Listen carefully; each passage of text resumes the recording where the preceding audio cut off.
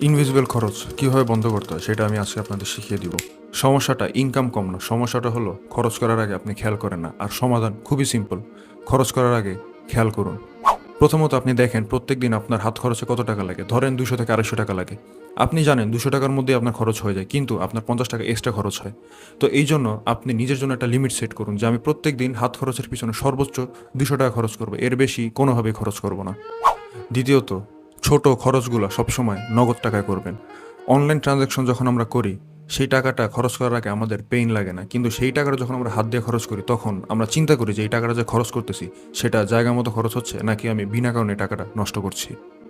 এবং তৃতীয়ত, কোনো কিছু কেনার আগে বা কোনো জায়গায় টাকা খরচ করার আগে 10 সেকেন্ডের একটা পজ নেবেন এবং চিন্তা করবেন আপনি যে টাকাটা খরচ করতেছেন যে জিনিসটার পিছনে, সেটা আপনাকে কতটুকু ভ্যালু প্রোভাইড করে বা এই খরচ করে আপনি কতটুকু উপকৃত হবেন, নাকি আপনি বিনা কারণে টাকাটা খরচ করতেছেন।